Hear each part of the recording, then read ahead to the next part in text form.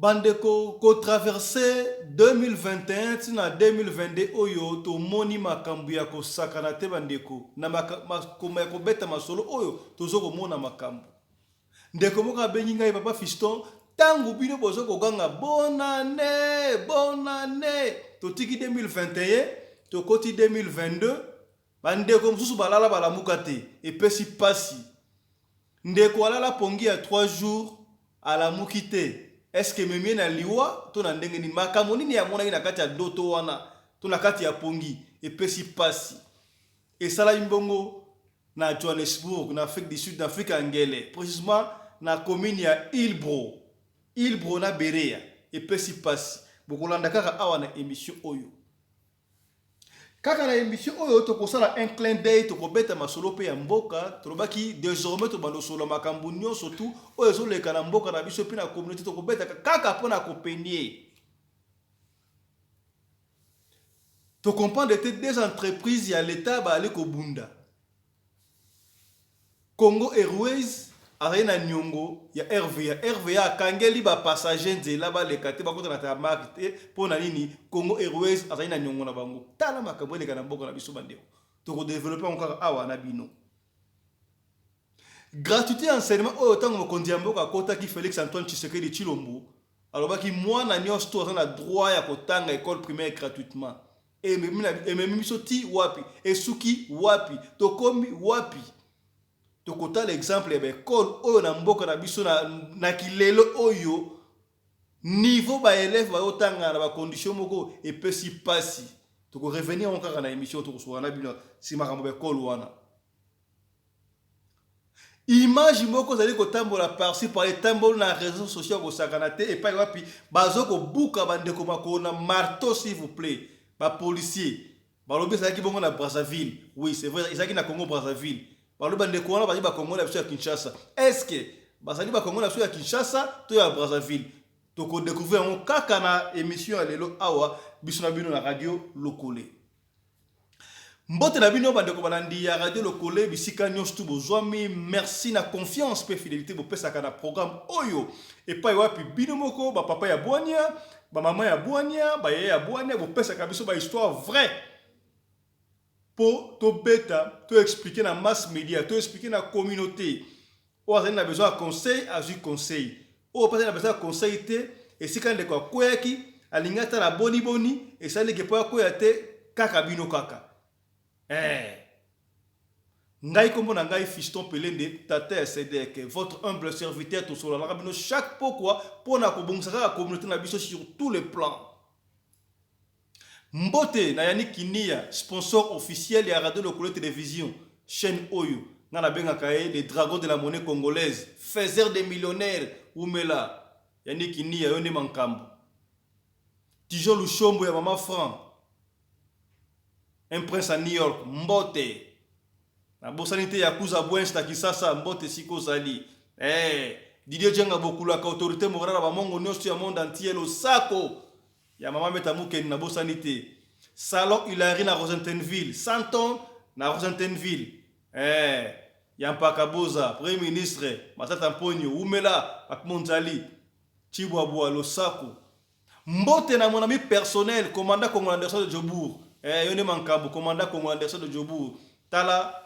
mikolo ba communiquer ya kokufa sili moi muke c'est que bien donc nzamba solo kumu kwa ayoki no sambo poko kufa mingi mawato epesi pasi bandeko tika to banana lisolo ya lelo lisolo oyo epesi ngai mutu kosua ndeko boka benga wi papa Fiston na bale ko luka numéro na to benga numéro na yo ezo leka te ezo leka tabite ezali ko leka peut-être ezali ko sambela na prière ponga sambela ka mingi il faut ko sambela abi yo ka lisolo ndeko na ngato donc ndeko c'est trop dire muninga to partage la chambre makambe comme lié to fandi bongo na Ilbro frontière Ilbro na Berea. Bokomi bah Ibra Berea en Afrique du Sud dans Johannesburg. Bokomi c'est que bien. Alobi ngai na ndeko na ngawana basaba na mibali. Ye aza congolais. O a partagé chambre aza nigérian. Yo kama kameleka na mboka. Bateka na ville. Na downtown na Johannesburg, bateka bilamba ba jean. Abe sala yike jour wana avant dans les 30 basisi koteka bazonga ki mo avant tant bazongi ke ba fatigue koteka bloka koteka bateka moi bien muninga ne ya Nigeria wana lobino na se reposer moi ndambu et bon to lamba pour se préparer pour le 31 to koteka ya suka bo ka webo kaneza la ba fin de l'année koteka abinga pe na mono normal muninga wana ya Nigeria alali à s'allonger na lambi pe bien na la musi e ba 20h ko le azoko la mukate wana les 30 les 31 ala la bana 15h il y a les 30 to comme les 31 tongo ala mukite 12h rien les 31 ba beta ba kano ba fait artificiel bonne année tout les premiers ba veille wana yécoute fera que ne veille une église catholique ba samba l'église catholique o ça la do fontaine hein on na beret na berea badoka berea na il pour église catholique o ça na se wana ba na se boye bien c'est que bien samba la kawana il fallait pas que de veiller ba ke veiller te muninga moni que peut-être ya ko lemba ya ke na veiller tiki muninga ndako azaya ko la banda lobby accompagne l'église alors il peut le reporter que muninga o se reposer peut-être na mukaki na tongo e ko zonga ya le premier muninga na wana zaka kaya kolala bandeko abi comme le mususu a bouger boya zo bouger te a bouger azo bouger te tango bandeko baso ko fêter bonne année kombela moi loko moi midingi moi eneken moi sucré moi nini moi kolia fête yona ndeko wana ya Nigérien azaya kolala les premiers les qui alors là il les 30 à la 15h les 31 les premiers commis à tonga la mukite ti les deux bandeko abino e comme le mususu ndenge pa ba ba Nigeria muke wana abengi ba Nigeria oyo batelemaka na ba veni quoi non ba ebi pe ba fana ndeko na bino en train de comprendre était ndeko na bino alala ki bana les 30 na 15 ti siko azo la mukate na ebité so ba Nigeria ba ebi ki za makamno bango ba spirituel na ebité ba mwana ngo pe suspect ba yeba kote na chambre moni ndeko na bango Nigérien azaya kolala akufite me alali po azoko pema tambola na mokilo kutana o mona makambo ndeko to mona masolo nzela masolo o to koyoka makambo to yoka na muti e pesi na mutu ko swa ai papa fiston ndeko wana azoko pema bo ke mutu azaya kolala akufite azaya kolala ba bino e comme spirituel tout le monde ko sama l'église catholique wana ba bengi siko mesela besango père église wana ya ozara notre dame cathédrale na do fontaine wana kota bere na ngomba wana ba ngomba bo zakalo kiti wana église zaka wana église catholique ba bengi sango wana ba expliquer tala po sango pe yebi pe ndeko wango ayemba pe na chorale anglophone kuna ipare ba expliquer tala ndeko la banda de 30 na 15h tisiko ya to la mukate qu'est-ce qui ne va pas sango lo bambo te bo kenen hôpital te boya na une église awa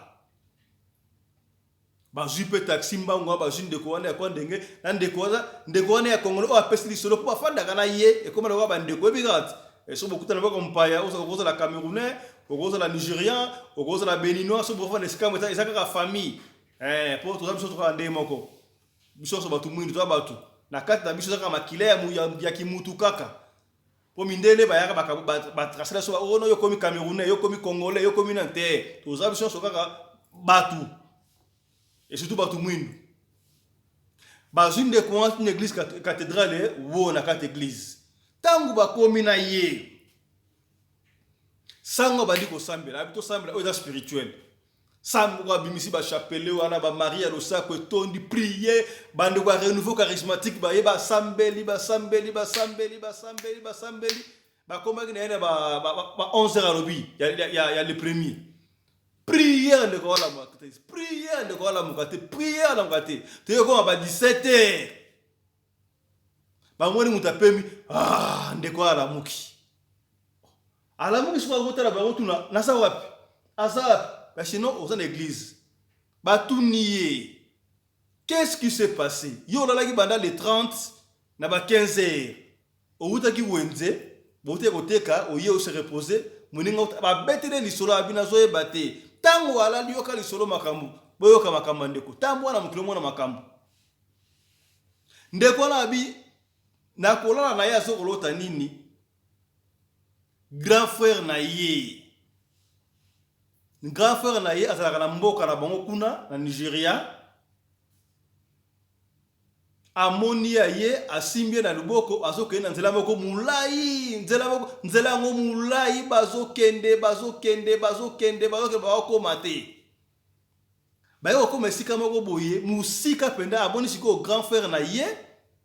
alati sikoyo bilamba pembe soki ya mwindu doit je pas maîtriser sikoyo asimbie akutani na bato moko quelque part wana ayesi bato wana ke non moto yango na yeli bino yeyo entre temps koto oyo amoni bato mosusu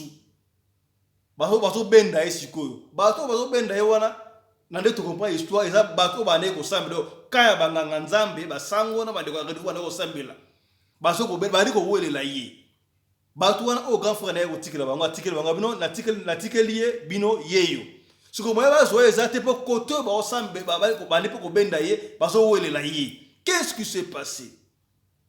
Atuni grand frère na ye ozotika nga pa bato oyo mpona nini ayebisi te yo nga natindaka wana mboka wana Afrique du Sud okende mpo osala makambo oyo ya ngai yo okoma kuna okoma kosala makambo oyo yo ndenge nini makambo oyo otindaka nga ndenge nini oyo te boyebike mbongo nga nafutelaka otike okende wana na ndoto sikoyo ondeka lamuki aso kobetela bato lisolo kani nabetela bino boye mbongo nga nafutelaka otike okenda olungwa Nigeria oyo Afrique du Sud wana ezalaki mbongo ya makambo nanga asalaka yo falaki osala pe sacrifice ndenge toyokanaka na yo il fallait que opesa bato mibale oyo utana wana Afrique du Sud mais opesa te ndenge nini opesa bato na ndenge nini bandeko epesi mbutu yango wana namoni ke yo so umena okenda osalisa 13 ans na Afrique du Sud yango batiningana ya kozwa yo moko na ye kozwa yo moko na pesa yo pa bato oyo bapesa yanga mbongo nafutela otiki grand frère na ye na Nigeria sana mbongo akosakana sana ba shop ba magasin mbongo akosakana se tala makambo lekaka na bomo ya bato bandeko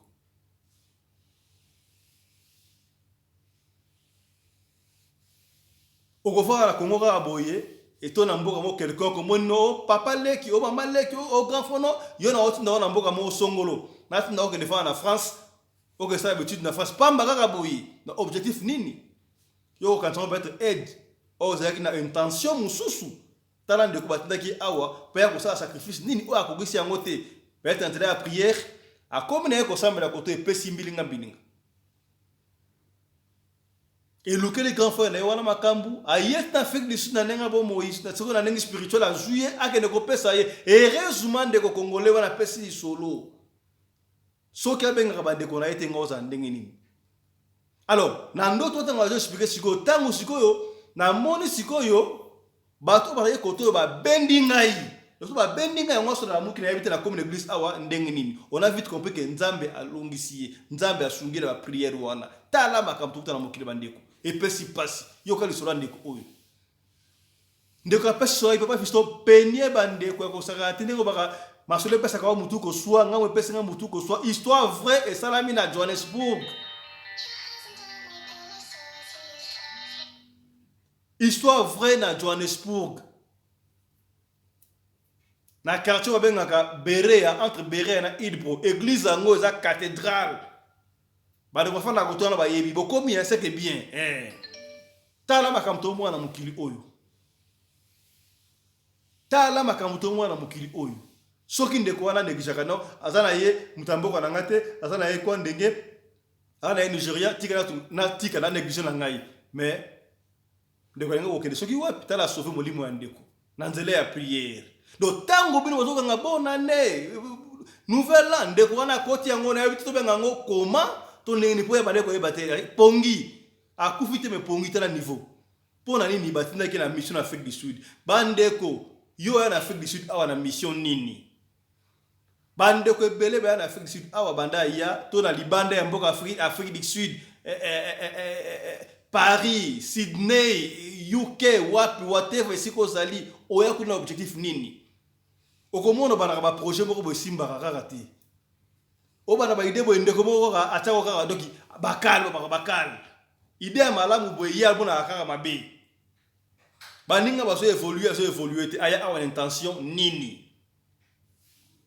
Mutuna mutabi mission oya bimela atika famille na Congo a mali banda pona koluka na cadre nini misu ba yape koluka te misu ba yape na mission nini tala ndeko batina ke mission azo deux personnes azo ba deux personnes ndenge nyake na bango wapi e simbite yebo ba yeko zo ba pesa ba pesa pa ba ko ba futaka ticket heureusement de quoi na sauver na nzela ya losambo à travers banganga nzambe et pesi passe lisolo wana isuki awa ete ya bino abandeko to yaka kaka kubeta iso vrai pona ko pende kaka bino pona ko pene kaka voilà lisolo ya lelo esuki wana to beta masolo ya mboka bandeko pesi ngai pasi Congo Airways c'est-à-dire une compagnie d'aviation ya mboka na biso azana nyongo ya RVA je ne comprends pas RVA na soki ba tarma gite soki ba tarma ki ba aéroport ça RVA musala ngo boyebi mais il se fait que RVA to Congo Airways a nyongo ya RVA aboy ko futa nyongo ya RVA soki pa boy ko futa ye soki pa na nyongo na yebite mais chose grave des compagnies à l'état, le gouvernement Oyo, on ne comprend pas le régime Oyo, les passagers ont déclaré moi pas contre la tarmac exacte pour nini RVA a bloqué Nzela soi-disant passagers à Congo Airways ba ko tate pour passer na nyongo et puis si passe autant dans image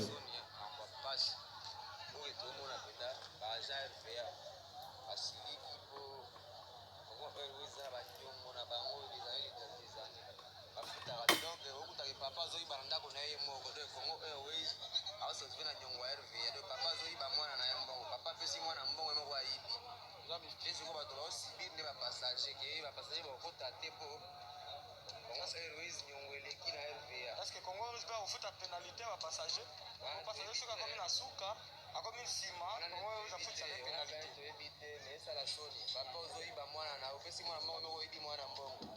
Congo Airways futa nyongo. Futa monga pénalité tout moko. Siko bato ba tifoti kana pa. Voilà. Bandeko, au monde ba passager ba réclamer. On ne comprend pas. Nyongo ya nini oyo Congo Airways atana ngo pas RVA. Est-ce que l'indemnité ça va entre bango na éviter à état ba compagnie à l'état? Là on n'a pas compris. L'état atala makam on a mis sur bateau et ça na bena bien te kitoko penati. To diko kota na ba détail wana te meto tele no botala po to makamuni zo leka na kati ya mboka. Ah to kana pièce contre pièce. Comment est-ce que Congo Airways a na nyongo ya RVA et puis ba agent RVA ba ko baza audace ya ko bloquer nzela que les passagers à Congo Airways va les cater. Ça c'est n'importe quoi. Si passe si bandeko. Tokomi wapi na mboka oyo. Tokomi wapi conscience na salaka. Mawa mingi. Bandeko image oyo epesi polémique na réseaux sociaux. Bomoni yango tozo komona kuna image oyo epesi passe bazo ko buka bandeko makolo na marteau s'il vous plaît. Tout ça, on peut mettre pour la régulation. YouTube a compliqué. Mais besoin de pas la musique pour problème. Image oyo, et ça passe. Tani babu ko bandeko vraiment tabino mo epena boy. Toyoki balobi pare, ezali ba congolais, ya biso ya Kinshasa, et ba congolais ya Brazzaville nde bazo ko buka bango makolo. Na basali nini? Est-ce que c'est vrai? To le kuta. Ata bandeko ba yibi, ata bandeko ba yibite, ata bandeko ba liste ba criminel ba tumabe. Okobuka pena yo mutu pena humain, ndeko no mutu pena oso pena makolo, obuka boye. Otena bête, oto pena marteau s'il vous plaît. Et puis si passe. On n'a pas la confirmation. Sokezali, ba congolais ya Brazzaville, to ba congolais ya Kinshasa, mais ba policier wana ba policier ya Congo Brazzaville. Et c'est pas ici biso quand même parce que monique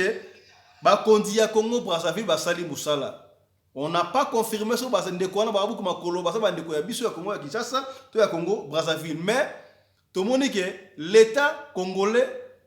ya Brazzaville et sali musala. Image wana etambola na réseaux sociaux pesi mbilinga quand même tout le monde que ah botala awa ba autorité ya Brazzaville. Vous avez autorité Brazzaville ba ngola quand même tout le monde salami lelo boye à travers ba image wana tout le monde na réseaux sociaux ba identifier ba policier wana na ba civil wana ba zui bango ba kangi bango po acte wana eza acte moko inhumain. Comment est-ce que vous avez au beta yemba donc ba marton ndengo wana pesi mbilinga ayina tira bino botala sika batongo bazali ba criminel ba criminel n'est-ce pas parce que ils se sont transformés en criminels. Ata mutu aibi ata mutu asali mabe vous avez la droite ya kobuka mutu makondengo wana na marteau s'il vous plaît. Ça c'est quel terrorisme? Tozo luka ba terroriste bango wana na yebite soki baza ba congolais ya biso no ba to ba congolais ya Brazzaville na yebite mais acte wana ata ba congolais ya Brazzaville bango moko ata ya biso kobuka mutu makondengo wana c'est pas bon bandeko. C'est pas bon. Tozo luka ba terroriste mais to vana ba terroriste. Ça c'est quel esprit? Quel esprit ça? Ouais, c'est le plus police et comme association à malfaiteur. Parce que les gens Sabino, ben civiques en commerce que ils ont été appréhendés.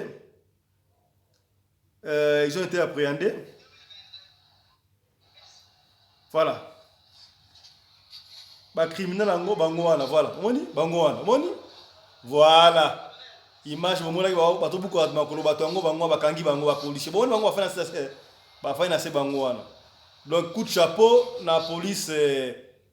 congolaise, il y a Brazzaville. Là, ça nous soulage quand même. Ça nous reste maintenant à vérifier ceux qui vont découvrir parce que les Congolais, il y a Bisso, to, il y a Bissoté.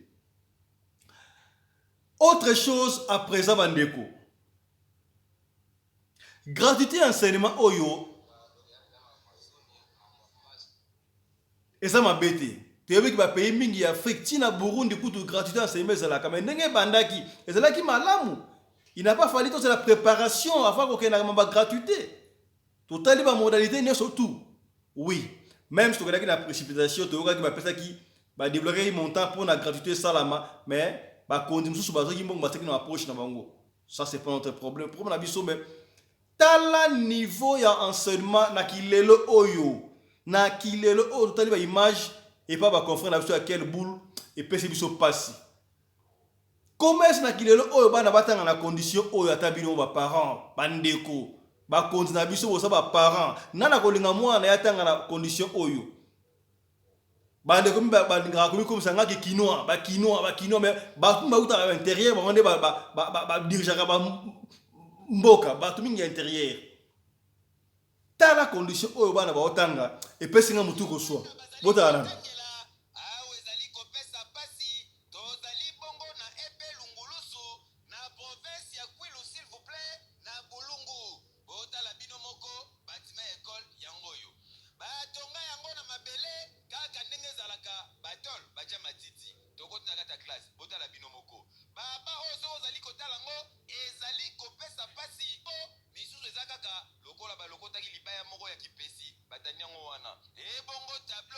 tableau ya mokie s'il vous plaît moi écoute madame koma bien ezate oyo lokola o bozali komona ezali sali ya 4e basali songo na 5e na 6e ndenge bomona ya wana lati pantalon yepe na faux pas abozala bongo mwana première secondaire koka mwa botala bino moko ba condition bana bazali kovandela tala neti mwana oyo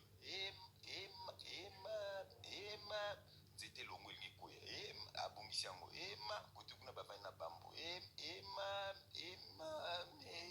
tala bino tala condition mabe bana bavandeli eza normal te bana bavanda na condition boye awa na classe oyo madame azali kotangisa ba consonne na ba voyelle bana ngo mayelo oyo wapi tala ndenge bazali kosenga pa madame atuna bango po bango ba répondre tala vraiment bozomona bana pe mayele ya kosakana tewa bana boyende kopona lobi bakomba président bakomba ministre mais ça c'est quelle condition ata bino moko na kilelo pene ya boyi bodi kotala na kilelo pene ya boyi tala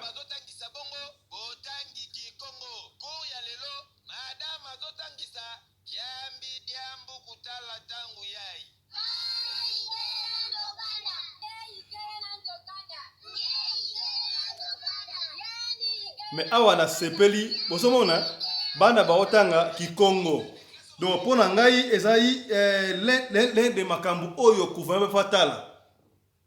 soki bakokota programme tozonga nde tobandaki kotanga à l'époque quand même 4 langues nationales cours ya kikongo cours ya swahili cours ya chiluba cours ya lingala ezonga mpona kogarde identité na biso bandeko identité na biso ya mboka tala lelo yo condition ya boye na lelo 21e siècle na kilelo pena bana batanga na condition ya boye na kolika ke ndenge mokonzi ya mboka papa Félix Tshisekedi a promettre ba école kotongama ba hôpitaux moderne to pesa chance pona mboka ke liboso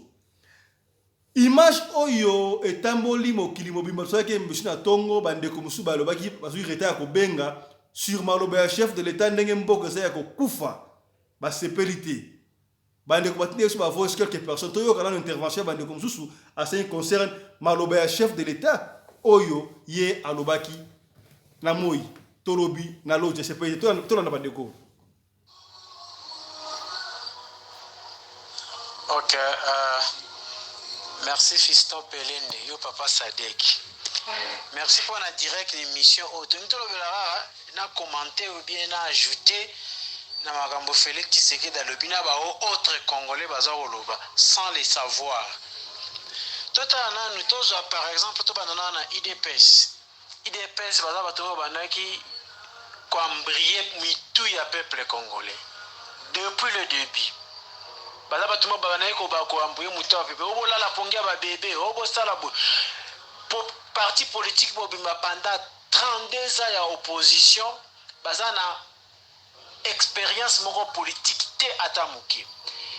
Félix Tshisekedi a tenir langage à l'obake d'ailleurs et mboko mo ko bomeza te pombo kasi beba mais ce que yo rôle là en tant que président de la République ba tue wana pona nini pourtant on va ko sala ba campagne électorale na bango ba bana ko ya po ba bongisa sikoyo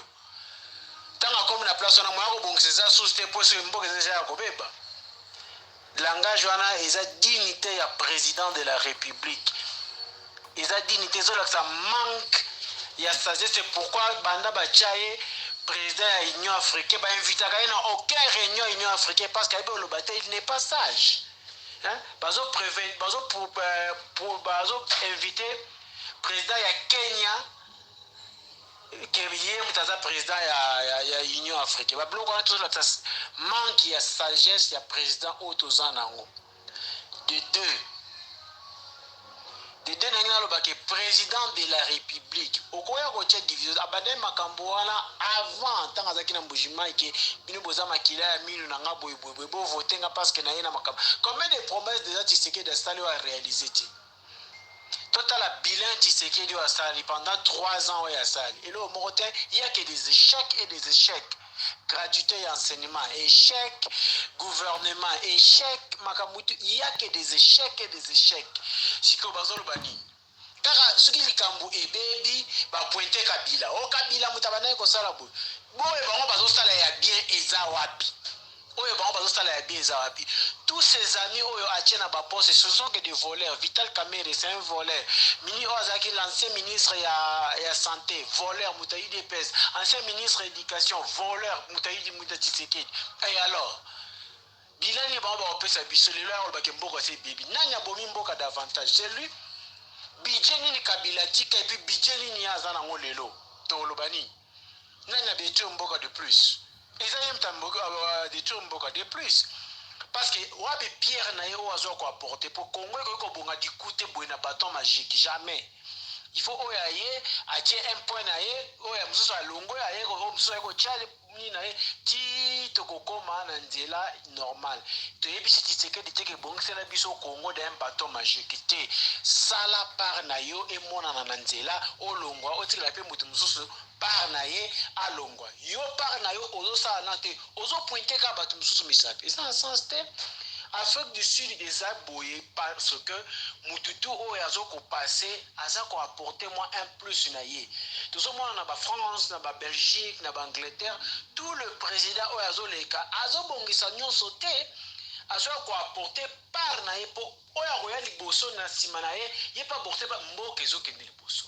biso te oya yebo ya bomi oya yebo ba pointer Kabila les doigts que Kabila saline na Congo. Kabila est le seul président de la République démocratique du Congo oyo andima ba partager pouvoir na 4 personnes. Et ça la manante. Kabila Aza le seul président de la République du Congo oyo a respecté la constitution. Olinga sa azusoni. Est-ce que si bino rozong bino kaka suli kambe bebi ba pointer Kabila. Soki likambe bo oya malamu bino bozo sala wa bipoto pointer bino. Elo morote. La ceux qui wala to continuer sous merci. Voilà, eza pasi pe mawa. Bandeko émission ici à to succès na maloba ndeko oyo. Oazali na lisolo ko pesa benga biso na plus 27 67 64 320 85. Merci na fidélité, merci na Marina Wumbi, coordinatrice à Radio Lokole TV. Pour que vous prochainement pour la numéro sous. Restez branchés. Chap chap et tchara.